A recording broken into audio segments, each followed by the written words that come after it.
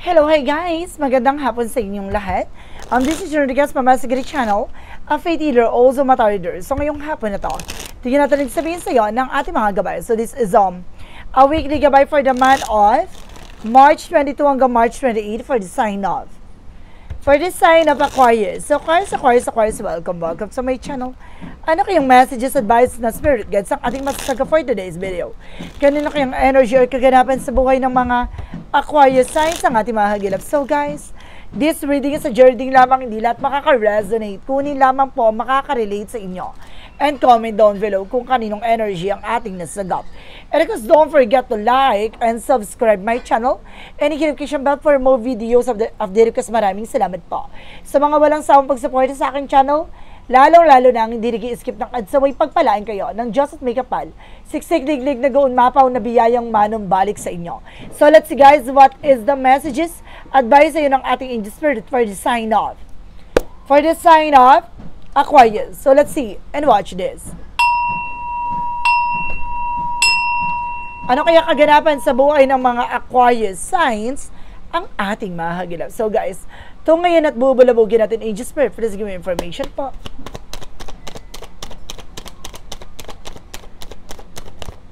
Okay, there's a star card for something recovery na maaaring makaranas ka na ngayon ng unti-unting pagbangon, no? Unti-unti ka na makakalaya sa anong mga uri ng mga pinagdaanan mo.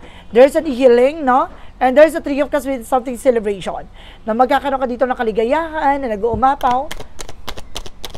And there's a homecoming family gathering. And there's a Death card for something and ending in a new beginning. Na magkakaroon ka daw ng bago simula dito, panibagong pag-asa. Wow. And this is something that Nine of Cups with an offer, proposal, engagement, promotions, no? Coming in for you. At marami pang iba, no? May mga bagay dito na unti-unti ka na magiging matagumpay. What is additional messages? And there's a Seven of Swords. Now, there's a sneakiness, cheating, lying on you. Na maraming taong nagsisinungaling behind your back. Maraming mga bagay dyan na parang hindi mo palubos na nauunawa at nakikita. No? Dahil mayroon pang misteryo or may mga bagay na hindi mo palubos na nauunawaan, na secrets. And this is something a wheel of fortune with a turning back. Na maaaring gumanda na ang ikot ng kapalaran sa'yo. Na maaaring, kumbaga, this is something guys with a blessing coming in for you. Now, there's something turning back. What is additional messages with a star card? Maaring sinasabi diyan papabor na sa iyo ang sitwasyon. And this is something the Ace of Swords with the breakthrough. Magtatagumpay ka talaga. No, ibig sabihin dito magtatagumpay ka na gumaling sa iyo karamdaman na nararamdaman, no? Parang makakalaya, makakawala ka na, no, sa mga lungkot na pinagdaanan mo. No, parang nawalan ka ng pag-asa, but eventually guys, this is something na parang inangat ka at binangon ka mula dyan sa pagkalugmok na yan. Now, what is the Three of Cups? Represent with something the High Priestess. So, there's something hidden agenda, hidden enemies. Now, there's something third party. Mag-ingat ka sa mga taong pagkakatiwalaan mo. No, especially with your friends, your families, no, and of course, environment, mag-ingat ka. What is the Death card? Represent what? There's a tower moment for major changes. Malaki pa rin pagbabago na magaganap sa buhay mo. And this is something the Death card, maaaring may mga bagay na magwakas na. Na may mga bagay na matapos na. Na may mga bagay na unti-unti nang mawala at unti-unti nang masira. Nakita mo yan? Now, there's a something tower moment na parang mayroong matatanggal, no, or parang may naalis na spy or something na traidor dyan sa inyong tahanan, no? Ayan, kumbaga, dalawang tao na parang natapos na ang kanilang kahibangan. And there's a Nine of Cups represented with a Nine of Pentacles with the security. Magiging secure ka na ngayon about sa mga ino-offer sa'yo. There's something secure about sa offer na kahit anong bagay, no? Even your finances, magiging secure ka na rin. What is the Seven of Swords? Represented with the Devil card. See? There's a sneakiness. So, see, may kumukuha pa rin ng informasyon sa'yo at mayroong balak na hindi maganda against sa'yo. Oh my God, there's a Devil card. What is the Wheel of Fortune represent what? Represent with the Queen of Cups, something emotional killing. Na magkakaroon ka na ng, kumbaga, kaayusan, no, sa kaisipan dito. Parang, maayos na yung emosyon. No? Parang magiging kalmado ka na. Na parang dati, parang aligaga ka, parang di ka mapakali. Ngayon, kumbaga, unti-unti ka na magiging kampante. What is the star card? Because the Ace of Swords. Reference with the 7 months that you are being protected. I told you so. Na maaaring protektado ka na no? At unti-unti ka na talagang, kumbaga, nakawala, no, sa negatibong buhay. And this is the Ace of Wands, something a new project, and there's a new spark, no, for something creativity, no, magkakaroon ka ng mga bagong plano, bagong opportunities, a new beginning, no, choose new direction, magbago ka na ng direksyon. What is the Death card? Because the power moment. The Tower moment, represent with the Eight of Pentacles, just focus, no, sa ginagawa mo, sa pinagkakabalahan mo, just focus what you're doing. No, let's see what is the Knight of Pentacles, and because the Knight of Cups represent with the King of Swords, stop the pattern. Putulin mo yung mga bagay na hindi nagsiserve sa'yo. Putulin mo yung mga bagay na hindi makakatulong sa'yo. So let's see what is the Seven of Swords, because the Devil card. Represent with the Six of Wands, more victory is yours, ma. Ibig sabihin dito magtatagumpay ka. Diba? Kumbaga may mga taong kumukuha na informasyon sa'yo pero hindi sila magtatagumpay sa kung ano man yung bagay na gusto nilang malaman sa'yo. Ngayon, ano na kumbaga, ano ka na nalaman mo na no, natauhan ka na. Let's see what is the Wheel of Fortune, because the Queen of Cups. Represent with the Magician. So see, it's all about the power of God. No? Para sinasabi dito, na lahat ng mga bagay na to is destined to happen. Na talaga nasa palad talaga na magaganap at mangyayari to ayon sa kalooban ng Diyos. So may paghubog sa iyo dito na talagang nangyari to, naganap to dahil para maranasan mo, maramdaman mo at para lumapit ka ulit sa ating Panginoon. No, let's see what is additional messages for the outcome. For the outcome is the Ten of Wands. So something burden, no? Maaring marami ka pang responsibilities and obligations, and this is a effort for lesson learned. Ngayon natuto ka na, no? Parang nagkaroon ka na ng limitations, no? Na sa lahat ng mga bagay na pinagdaanan mo, lahat ng bagay na yan means yung iba dyan hindi na normal. And there's a Page of Swords, something I can get more information, being curiosity. Ngayon, kumbaga tinutuklasan mo na, inaalam mo na, hindi ka na yung dati parang inosente na wala kang kamalay-malay, no? Na mayroon palang tumatrader behind your back. And there's a Queen of Pentacles, no? There's just something maturity. Na mature ka na how to manage your life, how to manage your money, how to manage your situation. So let's see, guys, now what is additional messages for finances and career? For finances and career, represent with the Nine of Cups, there's a wish fulfillment. So talaga matutupad yung mga pangarap mo pagdating sa pagkakaperahan. And this is something, the Four of Pentacles, for saving money, protect your power, protect your energy. So ngayong protektado ka na, no, pinaprotect, pinapahalagaan mo yung sarili mo, and there's an Emperor, maturity. Mature ka na dito, and you are being a boss someday. Now, what is additional messages? No, about naman tayo sa love life. And this is the Page of Wands, by good news, may magandang balita daw pagdating sa buhay pag-ibig. And this is a judgment for a wake-up call. Ngayon, pinapaalalahanan ka na you need to pay attention. And this is the World card. Now, may magandang balita dyan, international, makakapag-travel ka. Makikilala mo tong tao na to sa ibang bansa. Matuto ka na, no, na, kumbaga, palawakin mo yung sarili mo sa lahat ng mga bagay-bagay. No? Hindi ka dapat takot sa mga possibilities. What is additional messages? Now, about naman tayo sa health. Sa health mo naman, guys, there's a King of Cups na may devoted supportive person naman dito. May taong sumusupport at gumagabay sa'yo dito. Kumbaga may taong kumbaga pumuproteksyon at pumuprotekta sa'yo. And there's a Two of Swords, there's a decision that you need to make, no? Kailangan mo lang magdesisyon na kumbaga kailangan mo mag-pay attention sa lahat ng mga nasa paligid mo. And there's a happiness. Magiging masaya din ang pamilya mo at magiging masaya din ang kalusugan mo dito. Magiging maayos. There's a Five of Wands. So see, mag-ingat ka lang dito with the complications, no? Dahil may mga tao talaga kumakalaban sa'yo. May taong, kumbaga, naghahanap ng ikasisira mo, no? And there's a Knight of the Success Driver, no? Magtatagumpay ka na rin naman dyan. Magiging mabilis tong eksena nito. Mag-ingat ka with the partnership. Sa pakikipag-usap, pakikipag-ugnayan. And there's a Five of Swords. Kasi magkakaroon ng self-sabotage that because of your action. Mag-ingat ka lang. So let's see what is the additional messages with a Yin and Yang Oracle card.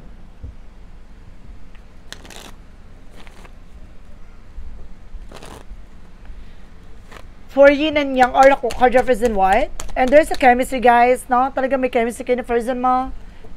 No? There's something passion, and this is something, guys, with a loss. No? May mga bagay na unti-unti na sa'yo mawawala. No? There's a rejections, no? Kumbaga may mga panginginayang pagsisisi ka dito. In other side. And this is something, guys, with a regret. See, regret. Na meron ka bagay dito na kumbaga kumbaga nang hinayang ka na sayang to, yung ganito, ganyan. And this is something rejection. Marunong ka dapat talaga mag-reject ng mga bagay-bagay na alam mong hindi makakatulong sa'yo. no? And this is something union, no? Para magkakaroon ka ng second chances dito pagdating sa buhay pag-ibig. So let's see what is the magical fairy messages represent what. And there's a flower power. No, ibig sabihin dito guys, yayabong ka na, lalakas ka na.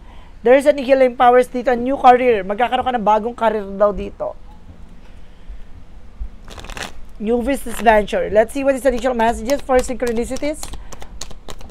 And there's a river flow. Na unti-unti na talagang dadaloy, no? And there's a winter for the answer is coming your way. Talaga masagot na lahat ng katanungan mo, malapit na. And this something brother. Na meron talaga dito about sa brother. Na related sa iyo, maaring taong to. Meron tayo sa yung tumulong, no? And this is something black. Binlock on may something black. Na parang hinarangan niya, binlock niya yung mga bagay na nagbibigay negatibo sa iyo. There's something powerful and colorful. May tumulong sa iyo ditong spirit guides. May isinalba. Okay. Oh my God. Let's see what is additional messages. What is additional messages with an angel spirit? And there's a peace na magkakaroon ka ng kapayapaan. No? And this is something guys with a ghosted. Now some of you guys now ginosting, iniiwan sa ere. What is additional messages with the chakra messages? With the chakra messages represent what? Guess, mag-ingat ka sa mga bisita. No? May bibisita dyan. And there's a grip. Something lost is an opportunity to learn. No, kailangan mo matuto sa lahat ng mga bagay na nawawala at inaalis. And there's a release. No, kailangan mo ng pakawalan, kailangan mo ng bitawan yan. And there's a services, no? Some of you guys, no, public servant or services sa trabaho. What is additional messages with an angel spirit? For Archangel Michael, sense of humor, na kailangan titignan mo lagi magiging positive outcome, no? Magiging positive yung situation mo, no? Kailangan maging masaya ka sa kung naman yung bagay na nangyari sa'yo. And this is something guys with a romance angel are helping you. No? Sa pagdating sa relasyon, ginagabayan daw ating Archangel Michael. And make a commitment. Pagdating sa love, mag-commit ka daw. No? Iwasan mo na yung pagiging choosy. What is additional messages with our romance angels? And there's a past relationship na meron talaga ditong union. Meron talaga magkakabalikan dito sa Move Nowhere. No? And this is something guys with the chemistry na meron talaga kayong magnetic attractions. Or maaaring magkarelasyon na kayo sa nakaraang buhay nyo. Na parang, kumbaga, this is the moment na parang nagkaroon ulit kayo ng chances na magtagpo ulit. What did the angels answer represent what? And there's a remain positive. Kailangan mo maging positibo, no? Manatiling positibo. And peaceful resolution. Magkakaroon ka ng kapayapaang solusyon. And this is something not to worry, hindi mo kailangan mangamba. And listen to your intuition. Makinig ka sa intuitions mo, sa gut feeling mo, sa vibrations mo. Sa inner voice mo. What is additional messages? And there's a child of the cosmos, the intelligence of the universe lies within you. Binibigyan ka ng katalinuhan ng ating mga gabay, na malaman mo lahat ng mga bagay na nasa paligid mo. No, bago pa mangyari to, binibigyan ka na ng hint, no? Ng clues. No? Ng signs. And there's a lost lands, no? You've done this before. You've done this before. Nangyari to sa nakaraang buhay mo. There's a soul memories of and gift. No? Ibig sabihin, there's a past life. Ibig sabihin, nangyari to sa nakaraang buhay yung dalawa na person mo. No? May mga pinagdaanan kayo pagdating sa relasyon. What is additional messages with an angel spirit? And there's a fear. Alisin mo yung takot at pangamba. And there's a courage na ini-encourage ka dito na have confidence. Nakasama loob mo, maging matapang ka. What is additional messages with an angel spirit? Okay, so this is something guys with a teacher and guardian. May tumutulong sa'yo, may gumagabay sa'yo. And this is something transmutation and purification. May paglilinis, no? Linisin mo yung sarili mo. Humingi ka ng tawad, humingi ka ng gabay sa ating Panginoon. I-surrender mo lahat ng mga bigat na nararamdaman mo. And there's a water, no? Emotion. No, kumbaga magiging emotional ka this time. What is additional Archangel Raphael messages? And there's a second opinion. So, kailangan mo ng second opinion talaga dito, no? What is additional messages with an angel spirit? There's a practice, guys. Enhance your ability and polish your skills. And there's a schools with the lessons and learn. And there's a counseling, no? Kumbaga, kailangan mo makinig with advices. What is the energy represent what? And there's the sample fund. Discoveries. Na may mga bagay na unti-unti ka na madidiscover. Na unti-unti mo na malalaman lahat ng mga bagay na nangyari behind your back. And there's a daughter romance, no? Bukas ang pinto ang pagdating sa romansa, pagdating sa pag-ibig. And there's a attachment sa mag-ingat ka sa mga taong pakikisama mo. There's a something imposter with a mask. Na may mga nagbabalat kayo, may mga taong nagpapanggap. And there's a, let's see what is the Monsology. What is the Monsology represent what? Bring love in this situation, no? Mahalin mo yung sitwasyon na kinagagalawan mo. Kung ano man yung mga bagay na meron ka, mahalin mo yan. And of course, the end of the top cycle approaches. Natatapusin na yung mga sistemang hindi mabuti at hindi maganda. What is the Jesus loving quote said? My Father give you the true bread from the heaven. So see, ibinibigay sa iyo ng ating Panginoon yung mga bagay na karapat-dapat para sa iyo, no? Hindi naman yan niyahain sa iyo kung hindi yan makakabuti sa iyo. Kaya mo yan nararanasan sa ngayon kasi kailangan mong pagdaanan yan para lumapit ka sa Kanya, humingi ng tawad, humingi ng gabay dahil may mga times siguro na nakakalimutan mo siya. No? At lahat ng mga bagay na to ay isang hudyat na kailangan mo magbalik loob at humingi ng gabay at humingi ng tawad sa iyong mga nagawang kasalanan. What is the angel's number represent what? Angel's number represent 1, 2, 3, 4 for good luck. This is the moment. You are on the right track. Someone from the other side has your back and encourages you to try your best and you will succeed. Observe your surroundings and communicate clearly. Be sure that everything will fall into pieces. So, siyayaan mo, kumbaga unti-unti mong makukuha yung mga bagay na karapat-dapat para sa iyo. Na nasa tamang direksyon ka, yung mga gabay mo ay nasa likod mo, at makukuha mong huling halakakat na ang hustisya at karapat-dapat na para sa iyo. Let's see what is the messages of life represent what?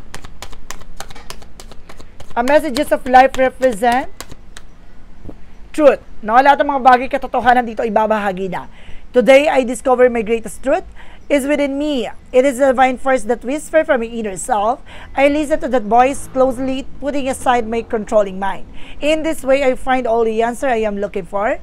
I am now in the harmony with myself, and I welcome to love of God, which is the truth that will guide me towards the fullest, most shining radiance. So see, lahat ng mga bagay katotohanan sa iyo, unti-unti mo yung matutuklasan mismo sa sarili mo. Unti-unti mo yung malalaman ang kahalagahan ng bawat karanasan at lahat ng mga bagay na pinagdaanan. So guys, this is a weekly gabay for the month of March 22 hanggang March 28 for the sign of Aquarius. Aquarius, maraming salamat for this wonderful reading. So once again, this reading is a reading namang nila at makaka-resonate. Kunin lamang po makaka-relate sa inyo. And comment down below kung kaninong energy ang ating nasagap. And of course, don't forget to like and subscribe my channel and notification bell for more videos update kasi maraming salamat po. Sa mga walang sawang pagsuporta sa aking channel, lalo-lalo na ang hindi nag-skip ng adsaway, pagpalain kayo ng Diyos at may kapalisiksik liglig na gumapaw na biyayang manang balik sa inyo at maraming salamat. And see you in the next video. Bye-bye and babush!